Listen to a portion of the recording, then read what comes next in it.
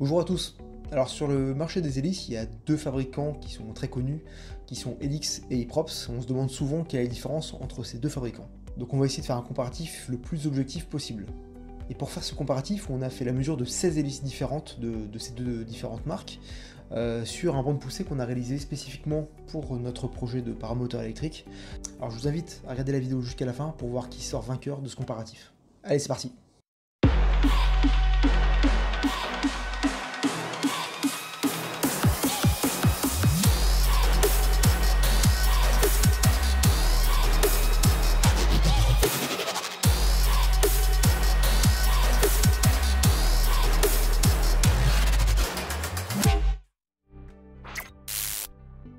Donc nous avons réalisé ce comparatif de Hyprops et Helix pas pour uniquement comparer les deux marques, mais nous avons fait ça dans le projet de paramoteur électrique Flying Home où nous cherchons l'hélice la plus optimale pour le vol en électrique. Et qui dit vol en électrique dit forcément optimisation de la durée de vol, et c'est pour ça qu'on a fait un banc de poussée pour mesurer les différentes hélices et voir celle qui est la plus adaptée au paramoteur électrique. Et pour cela on a développé un banc de poussée spécifique pour les hélices. Donc si vous n'avez pas vu la vidéo sur la description du banc de poussée, n'hésitez pas à la voir, vous comprendrez mieux comment il fonctionne. Alors tout d'abord, on tenait à préciser qu'il n'y a pas de partenariat en fait ou autre entre nous et Helix et Hyprops, hein. Donc on leur a juste spécifié exactement ce qu'on recherchait, c'est-à-dire qu'on voulait optimiser la durée de vol et donc la consommation pour une poussée en palier, donc à peu près à 30 kg de poussée, un petit peu moins. Et le maximum du diamètre c'était 140 pour que ça puisse passer dans une cage pour notre paramoteur électrique. Et à partir de ces contraintes-là, Hyprops et Helix nous ont envoyé plusieurs paquets de différentes hélices avec des pas différents, des profils différents, des tailles. Alors pour rappel, Hyprops c'est une marque française, c'est fabriqué dans le sud, alors que Helix c'est une société allemande. Alors jusqu'à maintenant on utilisait des hélices Hyprops pour notre projet de paramoteur électrique, mais plusieurs personnes nous ont demandé sur les réseaux sociaux pourquoi on faisait que du Hyprops et pourquoi on n'essayait pas d'autres marques. Donc il y a Helix qui nous a contactés et qui nous a proposé aussi de nous envoyer des hélices, donc on a accepté leurs hélices pour pouvoir les comparer, donc il y a eu pas mal d'interactions avec eux. Ils étaient aussi intéressés en fait d'avoir des retours de nos mesures. Ils font aussi a priori Helix fait des essais sur bande poussée statique, puisqu'ils nous ont envoyé des courbes à peu près similaires aux nôtres, et quand on a vu leurs courbes, finalement on avait l'impression que leurs hélices étaient plus performantes. C'est pour ça qu'on a décidé aussi de les mesurer. Comme ça on mesure à la fois les Hyprops et les Helix sur le même banc de poussée, dans les mêmes conditions, pour être certain de voir quelle était la meilleure hélice. Alors à l'issue de ces mesures, de ces 16 hélices différentes, on arrive à avoir des différentes données assez intéressantes, notamment une courbe qu'on affiche là, une courbe qui concerne la consommation en watts en fonction du pourcentage de gaz que le pilote demande. Donc on voit que la consommation finalement elle est assez linéaire en fonction de la demande du pilote. C'est l'avantage du moteur électrique. Le deuxième graphe, ça concerne la poussée, qui est donc la poussée en kilos par rapport au pourcentage de gaz que le pilote demande. Là, de la même façon, le moteur électrique, on voit que c'est assez linéaire, en fait, la poussée augmente petit à petit. Et surtout, les deux derniers graphes qui nous intéressaient le plus, c'était le niveau sonore ramené à la poussée. Et donc là, c'est important vraiment de ramener à la poussée, puisqu'on compare, faut comparer ce qui est comparable. Et enfin le dernier graphe qui est l'efficience, donc c'est le rendement de l'hélice, c'est le nombre de watts qu'une hélice a besoin pour un certain nombre de poussées en kilos. Et donc ce graphique de rendement, d'efficience, il est très intéressant puisqu'en fait on voit que quasiment toutes les hélices, elles ont vraiment la même allure de courbe, c'est inversement proportionnel, donc plus l'hélice tourne vite et plus le rendement est mauvais. Et inversement, plus l'hélice tourne lentement, et meilleur est le rendement. Et donc là, nous, notre objectif, c'est vraiment d'optimiser ce rendement pour une poussée équivalente à un vol en palier. Donc là, c'est à peu près un peu moins de 30 kg de poussée pour tenir le palier. Donc là, on cherche justement l'hélice qui est la plus efficiente dans cette plage de vol. Donc on voit qu'il y a vraiment des différences en fait entre ces hélices, hein. Il y a quasiment 20% entre la meilleure et la pire. Donc finalement, s'il y a une hélice à 20% de rendement en plus, ça veut dire 20% de vol en plus.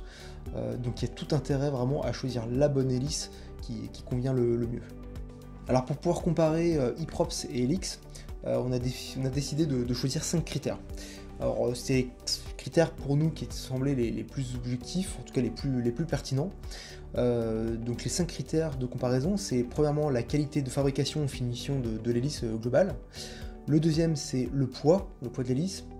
Le troisième, c'est le prix. Le quatrième, c'est le bruit. Et le dernier, c'est le plus important, c'est l'efficience de l'hélice. Alors je vais commencer par le premier critère qui est la qualité de fabrication. Concernant Hyprops, je pense que beaucoup d'entre vous connaissent Hyprops, la qualité est vraiment très bonne, en tout cas la finition elle est vraiment impeccable. Le look aussi est sympa, ça après c'est une question de goût, mais on voit effectivement les fibres de carbone apparentes, ça donne un look assez sympa. Il y a quelques fibres parfois qui sont pas bien alignées, mais bon ça c'est vraiment du détail. Donc esthétiquement elles sont vraiment sympas. En plus de ça, il y a des goodies souvent qui sont fournis avec les hélices, donc des crayons, des autocollants. Par contre les housses sont en option, là il faut les payer pour avoir des housses de protection. Mais voilà, donc après esthétiquement, voilà, je trouve que Hyprops c'est vraiment très très bien fini, c'est très joli à voir, hein, les hélices elles sont très belles. Donc c'est vraiment pas mal. Helix, alors l'aspect est complètement différent, c'est un aspect laqué noir. Donc là, je suis pas sûr que ce soit du fibre de carbone, je crois que c'est du composite, je suis plus sûr en fait ce que c'est comme fibre. En tout cas on les voit pas, on voit que c'est du laqué noir, donc c'est joli, après c'est une question de goût.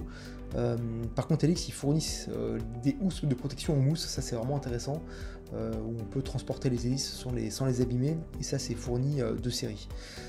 Voilà, esthétiquement c'est sympa aussi. Le petit bémol sur l'esthétisme, c'est peut-être l'autocollant de la marque Helix qui a légèrement tendance à se décoller sur les pourtours. Bon, c'est vraiment du détail. Donc globalement, on peut dire que concernant ce premier critère, Hyprops et Helix sont, on va dire qu'ils sont à égalité.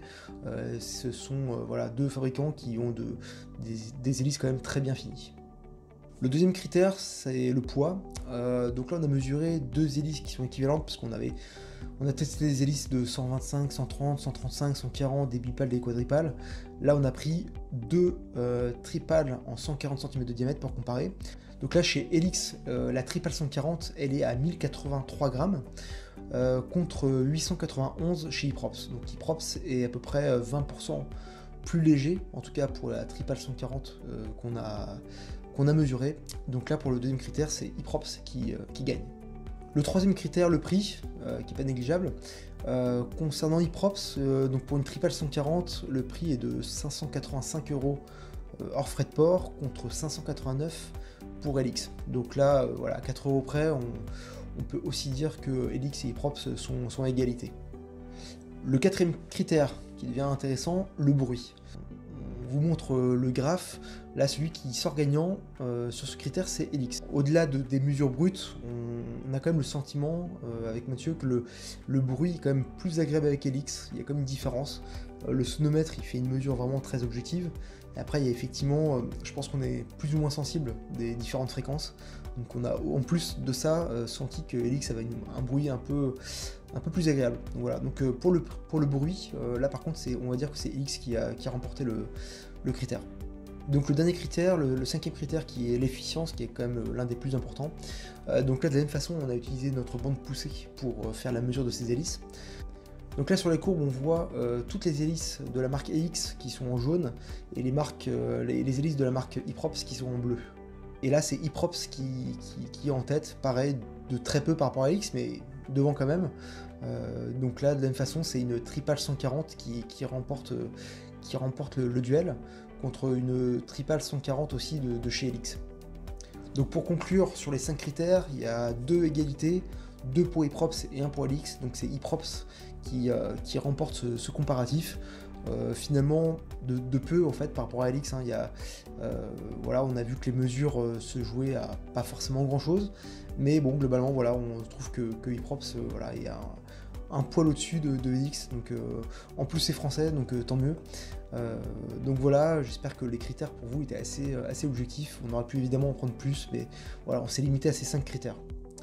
Donc je vous remercie d'avoir regardé la vidéo, n'hésitez pas à vous abonner sur notre chaîne YouTube, les réseaux sociaux, continuez à nous encourager pour le projet de paramoteur électrique, ça nous aide beaucoup d'avoir des encouragements comme ça nous pousse à continuer le projet et puis à développer de nouvelles choses. N'hésitez pas à mettre des commentaires, si vous avez des questions ou autres, n'hésitez pas. Allez, à plus!